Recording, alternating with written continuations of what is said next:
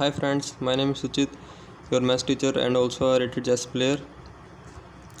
So इस video हम start करेंगे integration by partial fraction. Okay, तो बिना टाइम वेस्ट करते हुए let's get started. So partial fraction में जैसे हम देख सकते हैं कि भी ये है सिंपल फॉर्म जो हमें क्वेश्चन में मिलती है. बस हमें इसके डिनोमिनेटर पे ध्यान रखना. अगर डिनोमिनेटर में दो रूट्स हैं, ठीक है, तो हमें ए कांस्टेंट लेके एक रूट उसके नीचे लिखना है, प्लस बी कोई कांस्टेंट रख के उसके नीचे दूसरा रूट लिखना है अगर दोनों रूट लीनियर में हो. ठीक है, अगर रूट जो है उसकी कोई पावर हो, जैसे 3, 4, 5 पावर कोई हो, ठीक है, जैसे समझ लो यहाँ पे x माइनस ए की पावर 2 के बजाय 3 होती, तो हम यहाँ लिखते हैं x माइनस ए प्लस एक्स माइनस ए की पावर 2 प्लस एक्स माइनस ए की पावर 3. ठीक है, कहने का मतलब अगर यहाँ पे बिगेस्ट हाईएस्ट पावर देखो, यहाँ पे 2 है ना हाईएस्ट पावर, तो हमें ए के नीचे इसकी स्मॉलेस्ट पावर से स्टार्ट करना है 1, फिर 2. अगर यहाँ पे 3 होता तो 3, 4 होता तो 4. ठीक है, बाकी क्वेश्चन में आपको समझ आ जाएगा अच्छी तरह से. और यहाँ पे है, यहाँ पे देखो वही है, ये लीनियर रूट है और ये है पावर वाला रूट. ठीक है, तो लीनियर रूट को तो आप जानते ही हैं, कोई कांस्टेंट लेके ए बी सी डी कुछ भी उसके नीचे लिख दोगे लीनियर को. ठीक है, और जैसे ये पावर है 2, ठीक है, तो एक्स माइनस ए की पावर 2 को डायरेक्ट नहीं लिखना, इसकी पहले स्मॉलेस्ट पावर लिखनी है एक्स माइनस ए की पावर 1 और उसके बाद एक्स माइनस ए की पावर 2. ठीक है, तो और ये आता है लास्ट, ये जो है एक्स माइनस ए, और ये आता है क्वाड्रेटिक, ये पावर, ये लीनियर, और ये आता है क्वाड्रेटिक. ये तो मैंने आपको बताया ही है. ये लीनियर में है तो उसको सेम एज इट इज़ रखना ए के नीचे. ये क्वाड्रेटिक है तो इसमें बी एक्स प्लस सी लेना है. ठीक है, मतलब कोई यहाँ पे दो कांस्टेंट इंक्लूड करने हैं, बी एक्स प्लस सी और इसके नीचे ये. ठीक है, ये होती है इसकी पार्शियल फॉर्म, ये होती है इसकी रेशनल फॉर्म, सिंपल फॉर्म. तो इसको हमने इसमें करना है. ठीक है, बस ध्यान ये रखना है, ये क्वाड्रेटिक जो है ये फर्दर फैक्टराइज नहीं होना चाहिए, मतलब इसके रूट्स नहीं बनने चाहिए. अगर इसके रूट बन गए तो ये लीनियर वाले यूज़ करने पड़ेगा गेम में. अगर इसके रूट्स नहीं बनते तो हम बी एक्स प्लस सी के नीचे लिख सकते हैं. ठीक है, अभी हम क्वेश्चन पे स्टार्ट करते हैं. तो ये फर्स्ट क्वेश्चन आपकी स्क्रीन पे है. ठीक है, तो इसको हम सोल्व करने के देखेंगे. पहले आपको इसके लिए सब्स्टिट्यूशन आना चाहिए. Second step is this. और आपको सब्स्टिट्यूशन नहीं आता तो पार्ट सेकंड में जाके देखो और स्टार्ट करते हैं. ठीक है, अब मैं सब्स्टिट्यूशन तो मैं आपको नहीं बताऊंगा यहाँ पे, क्योंकि वो आपने पहले सीख रखा है. मैं यही सोच के आया हूँ यहाँ पे दूसरे पार्ट में. ठीक है, फिर जितना हो सके बता दूंगा मैं. एक्स स्क्वेयर को टी पुट करना है, मतलब substitution is the first step to solve the partial fraction. ठीक है, तो ऐसे आ गया ये. तो इसके आगे लगता है पार्शियल फ्रैक्शन. तो यहाँ पे आपको दिख रहा है एक पावर में है, एक लीनियर में है. जो लीनियर में है उसको तो सोल्व करना इजी है. तो पहले आप इसको लगा सकते हैं ए कॉन्स्टेंट अपॉन में T plus 1 plus B constant T plus 2 plus C constant T plus 2 की पावर सेम टू सेम और इंटीग्रेशन. ठीक है, तो हम क्या करेंगे, इसको विदाउट इंटीग्रेशन ये रखो. पहले तरीका है मतलब इसको विदाउट इंटीग्रेशन रखो ताकि हम इसको सोल्व करने में इजी रहे. मतलब विदाउट इंटीग्रेशन और इसके जो साथ जो लगता है डी एक्स उसके बिना. ठीक है, अब इसके आगे जो होएगा, अब एक ट्रिक है, इसको एलसीएम लो. एलसीएम की ट्रिक क्या है, इसका और इसका एलसीएम सेम टू सेम आएगा.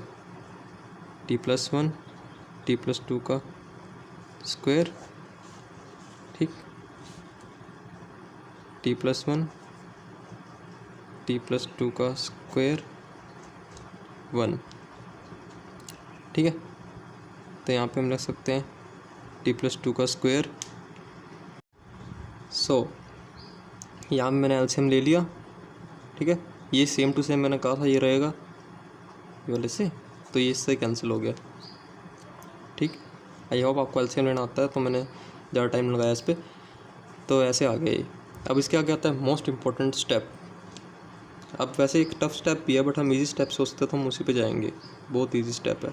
अब आपको कोशिश ये करनी है ए बी सी, जो हमने कांस्टेंट लेट करे ना ए बी सी, उसकी हमें वैल्यू निकालनी है, ए बी सी की वैल्यू। ठीक है, तो अगर हमें ए बी सी की, अगर हमने समझ लो ए की वैल्यू निकालनी है, तो हमें बी और सी को कैंसिल करना पड़ेगा। ठीक है, उसके लिए हमें टी की वैल्यू चूज़ करनी पड़ेगी। तो टी की वैल्यू आएगी -1। प्रैक्टिस से पता लग जाएगा, वैसे दिख भी रहा है। टी की वैल्यू -1 पुट करो, ये दोनों कैंसिल, बी और सी की टर्म्स, और ये आ जाएगा ए। ठीक है, कैंसिल हो जाएगी ना। और सेकंड में पुट करोगे, पुट टी की वैल्यू -2।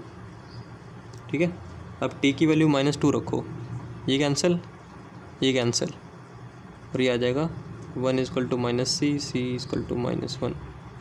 ठीक, और अब जब कुछ आइडिया नहीं हो रहा आपको, ये भी कैंसिल होगा, ये भी कैंसिल होगा। अब हमारे पास ए की वैल्यू निकल गई, सी की वैल्यू। अब बी की वैल्यू निकालने के लिए इन दोनों को कैंसिल करना पड़ेगा, लेकिन अब ऐसा कोई तरीका है नहीं। कैंसिल करो तो आपको जब कुछ ना आइडिया है तो सिंपल 0 पुट करो, 100% तरीका हिट करेगा। टी को 0 पुट करो। अब देखो, टी को 0 पुट किया, 4a 0 0 + 2b + c। ठीक है, अब c की वैल्यू है -1, a की वैल्यू है 1, और सिंपल सी बात है, आप इसमें b की वैल्यू निकाल लोगे, b की वैल्यू आएगी -1। ठीक है, तो आप a b c की वैल्यू को मेन इंटीग्रेशन में सब्स्टिट्यूट करोगे। So after substituting the value of a b and c, आपकी इस इक्वेशन में जो हमने लेट किया था, a b c की वैल्यू पुट करी, 1 -1 और -1, और आगे आप इसका इंटीग्रेशन आराम से कर ही सकते हो। ऐसा मेन दिक्कत कहाँ पे आती है वो मैं बताता हूँ। 1/x को आइडिया लेके log mod x log mod t+2 1/ जो होता है। ठीक है, बट इसको ऐसा ना करना, इसको मैं बताता हूँ कि भी इसको क्या सोल्व करना है डी टी की टर्म्स में। ठीक है, इसको ध्यान से देखना। अब मैंने क्या किया, मैंने t+2 को कुछ z सपोज कर लिया। ठीक है, तो उसको t की टर्म्स में डिफ्रेंशिएट किया, तो ये आ जाएगा कांस्टेंट का 0, dt = dz। ठीक है, तो फिर -1, अब मैंने t+2 को z लेट किया था, तो z का स्क्वायर आ जाएगा, और dt = dz। ठीक है, तो फिर ऐसा आ गया, तो आगे आप कर ही सकते हो। इसको ऊपर ले जाओ, z की वैल्यू -2 + 1, ये आ गया ना। अब x की पावर n x n-1, बाकी बच्चों वाला इंटीग्रेशन है। आगे तो बस मैंने आपको मेन स्टेप ये बताना था, ऐसे है।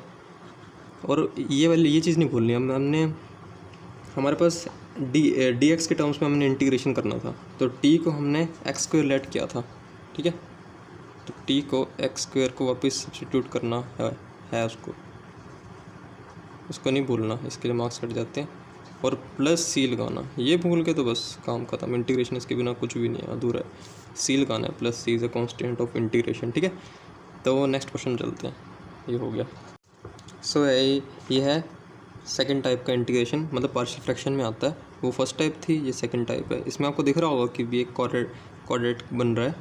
ठीक है, बट यह भी कॉम्प्लेक्स तरीके में है। इसको पहले सिंपल करो, जहाँ पे आपको रिजेंबलिंग दिख जाए ना x², तो उसको थोड़ा सिंपल करने के लिए कुछ भी लेट कर लो। इसको पहले सिंपल, इसको इंटीग्रेशन तो बाद में करना है, पहले इसको सिंपल सोल्व करना है।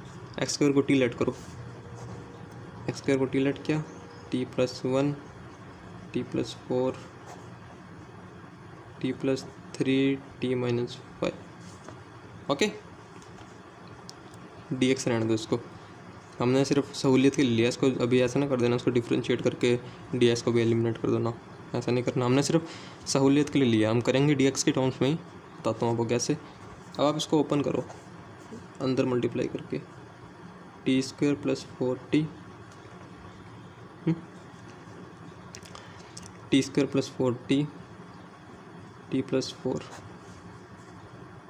टी स्क्वायर माइनस 5t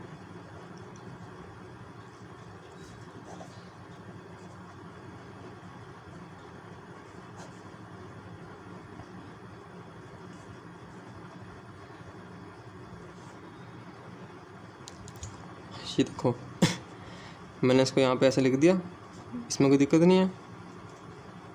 अब मैं इसको फर्दर फैक्टराइज करूँगा। तो फिर अब हमें ये चीज़ दिख रही है कि भी ये जो है इसको हम f(x) मान लेते हैं, इसको हम g(x). यहाँ से मोस्ट इम्पॉर्टेंट चीज़ शुरू होती है। आपको ये देखना है न्यूमिनेटर और डिनोमिनेटर में मैक्सिमम पावर 2 है पॉलिनोमियल के ऊपर और नीचे की, ठीक है। तो अगर आपको मैक्सिमम पावर सेम दिखें, ठीक है, या फिर न्यूमिनेटर की पावर ग्रेटर देन दिखे डिनोमिनेटर से उसकी पॉलिनोमियल की पावर, तो आप लगाते हैं डिविडेंड रूल, ठीक है।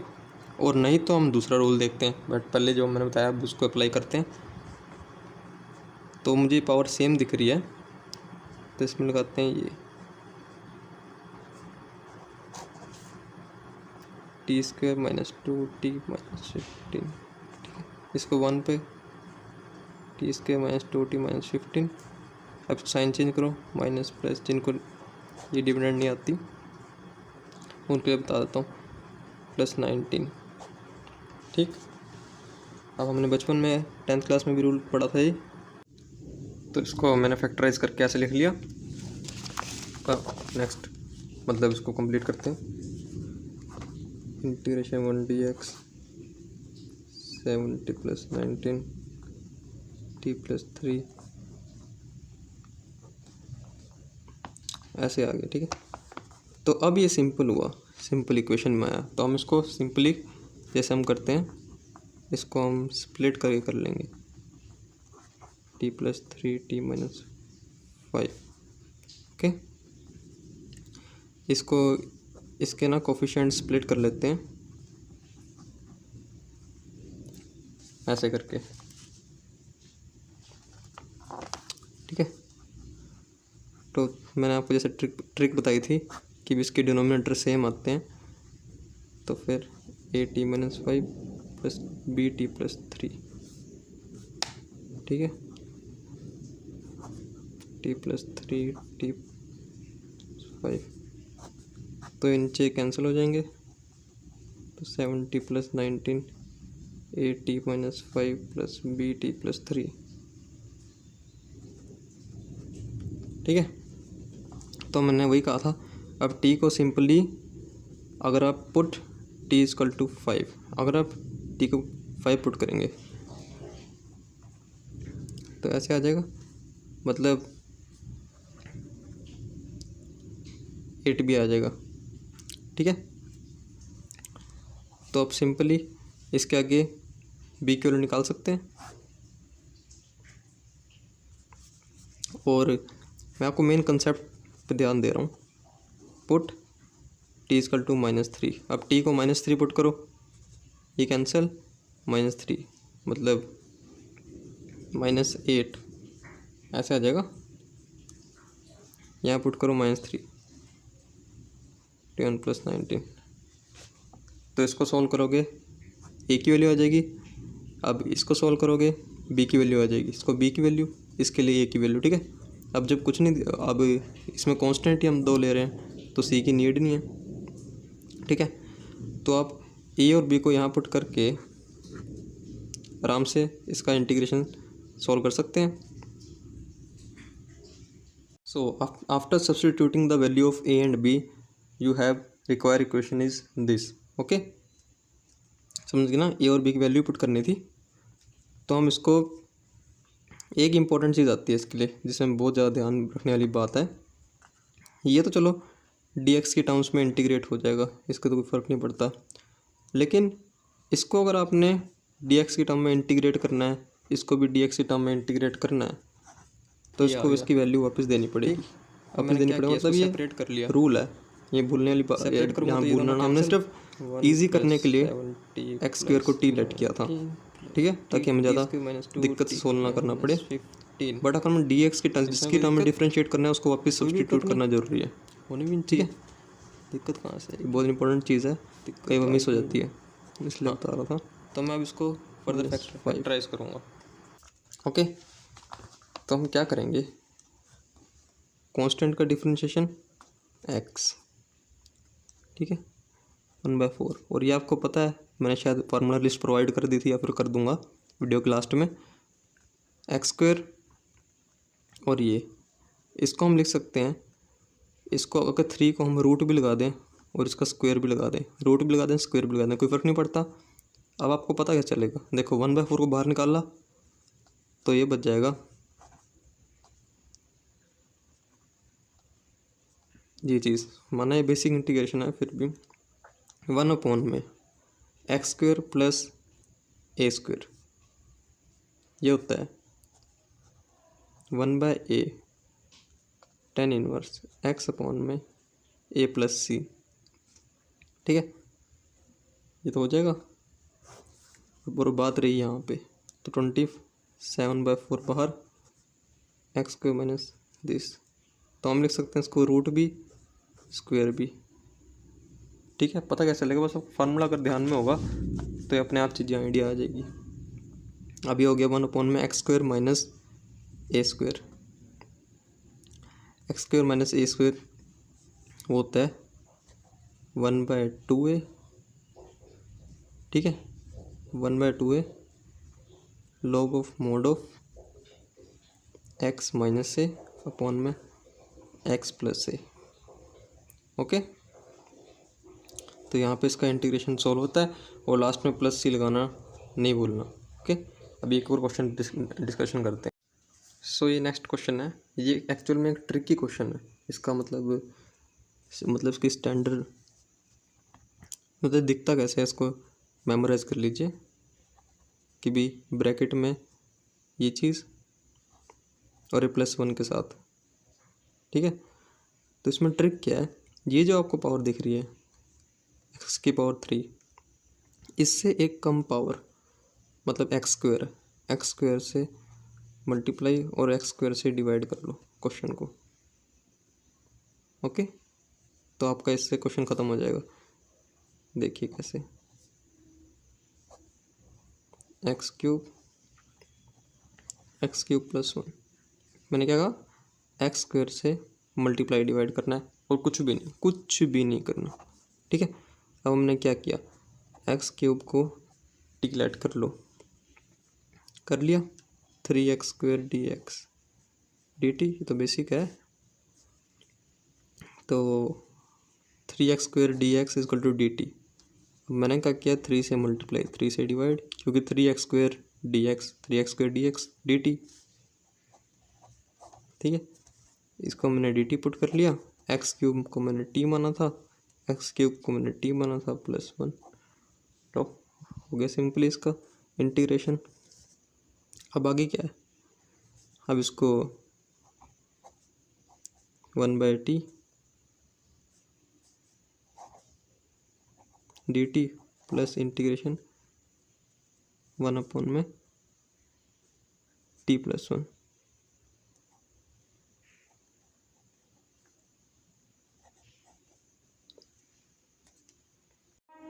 हाँ, तो ऐसा आ गया, ठीक है।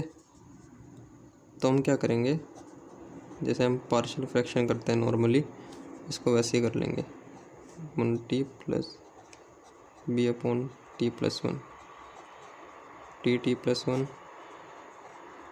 at +1 प्लस bt tt +1, ठीक, इसे कैंसिल हो गया, 1 = at +1 प्लस b और t, ठीक है। तो मैंने पुट कर लिया, पुट t = -1, तो ये रह गया -b की वैल्यू होगी -1, ठीक है। अब मैंने क्या कहा, जब कुछ ना ध्यान में आ रहा है तो पुट t = सिंपली 0, तो t को 0 पुट करो, तो ये आ गया a की वैल्यू 1, बी की वैल्यू -1। तो सिंपली आप इसको सब्सटीट्यूट करो। ओके, तो इसको 1/3 भी लगाना है इसके साथ। अब सब्सटीट्यूट के बाद ये बच जाएगा, तो सिंपली 1/t log t हो जाएगा। ठीक है, और t की वैल्यू रखी थी हमने x³ 1/t log t हो जाएगा ना। हाँ, 1/t + 1 log ऑफ t + 1। ठीक है, इसको सब्सटीट्यूट जो हमने लेट किया होता है ना, उसको वापस रखना नहीं भूलना होता है, क्योंकि फंक्शन dx के टर्म्स में था। तो आंसर भी dx, और ये सी कभी भी नहीं भूलना, कभी भी नहीं भूलना।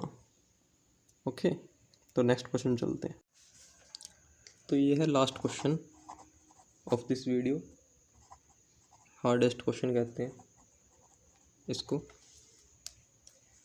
हॉट कैटेगरी में आता है, लेकिन कंसेप्ट इसमें बहुत अच्छा है। ठीक है, तो इसको सॉल्व करना स्टार्ट करते हैं। इंटीग्रेशन सिर्फ मोर प्रैक्टिस मांगता है, सबसे ज़्यादा मोर एंड मोर प्रैक्टिस। आपको इसको 2 स्टेप आगे सोचना है। sin 2x को आप ओपन करो, 2 sin x cos x। ठीक है, अब इसमें sin x कॉमन ले लो। इतना तो कॉमन बच्चा कर लेता है, कॉमन मतलब नॉर्मल हो जाता है। अब इसके आगे दिक्कत पड़ती है बहुत ज़्यादा। ठीक है, अब मेरी बात सुनना ध्यान से, ये सब्सटीट्यूशन से होएगा। ठीक है, मैं कैसे डिसाइड किया, क्योंकि यहाँ पे cos x है और sin x है। अब आप कहोगे मैं cos x को पुट करके -sin x dx लिख सकता हूँ, लेकिन यहाँ पे तो है ही नहीं। ठीक है, सही जा रहे हो, ऐसे ही करना है। अगर नहीं है तो मल्टीप्लाई डिवाइड करो, यही रूल है सब्सटीट्यूशन का। या तो फिर डायरेक्ट सब्सटीट्यूट करो, या फिर मल्टीप्लाई डिवाइड। सही में कहीं लिख लेना इस बात को, मल्टीप्लाई डिवाइड करो यहाँ पे, multiply and divide by sin x। आ गया, कोई दिक्कत? बस आपका क्वेश्चन हो गया। cos x को पुट करो t -sin x dx = dt। ठीक, अब sin x dx की वैल्यू होगी -dt। तो यहाँ पुट करो sin x dx को -dt पुट करो। ठीक है, स्टेप बाय स्टेप बताता हूँ। cos x को क्या पुट किया था हमने, t। इसमें तो कोई दिक्कत नहीं होनी चाहिए, कोई भी दिक्कत नहीं है। मल्टीप्लाई डिवाइड किया है क्योंकि डायरेक्ट सब्सटीट्यूशन नहीं हो सकता था। ठीक है, अच्छा अब देखो ये है t की फॉर्म में, और हमें dt की टर्म्स में इंटीग्रेट करना है। t की फॉर्म में है आ गया, dt की टर्म्स में इंटीग्रेट करना है, बट ये x की टर्म्स में आया। तो सिंपल सी बात है, बिल्कुल सिंपल बात है, इसको हमें t की टर्म में कन्वर्ट करना है। sin स्क्वायर x को t की टर्म में कन्वर्ट करना है। cos x को t पुट किया, तो किसी भी तरह से अगर मैं sin स्क्वायर x को cos की टर्म्स में लिख दूँ तो t अपने आप वहाँ पे इंक्लूड हो जाएगा। ठीक है, तो sin square x = 1 - cos square x होता है। ठीक है, और cos x को मैंने t पुट किया है, तो cos square x 1 - t² + 2t। ठीक है,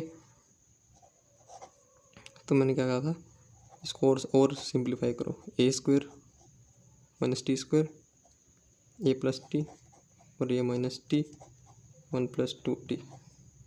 ठीक, आ गया। अच्छा, आ गया तो अच्छी बात है। और इसको simply a/1 + t + b/1 - t + c/1 + 2t। ठीक, मैंने आपको ऐसे बताया था कि भी ये पूरा का पूरा सोल्व हो जाएगा। कई बच्चों को ऐसे इसमें भी दिक्कत आती है कि भी एलसीएम लेने में, बताता हूँ मैं। प्लस सी, ये नीचे चला, ये जगह कम बच जाती है वहाँ पे। तो यहाँ पे मैं कैसे, अब देखो सिंपल से ट्रिक है। इसके डिनोमिनेटर में 1 + t है। ठीक है, तो सेम टर्म कैंसिल करो, बाकी बची हुई टर्म इसके साथ लिख दो। वन माइनस टी, ये सेम टू सेम है, डिनोमिनेटर से कैंसिल करो, बाकी टर्म सेम टू सेम लिख दो बस। ठीक है, तो उसका डिनोमिनेटर यहाँ से कैंसिल हो जाता है, पूरा का पूरा डिनोमिनेटर। ठीक है, आई बची हुई टर्म्स लिख। तो मैंने टी को 1 पुट किया, टी को 1 पुट करने से आपको पता ही है ये पूरी टर्म कैंसिल, ये कैंसिल, तो को कर ही लोगे आप। यहाँ बी की वैल्यू निकाल ली हमने। ठीक, तो फिर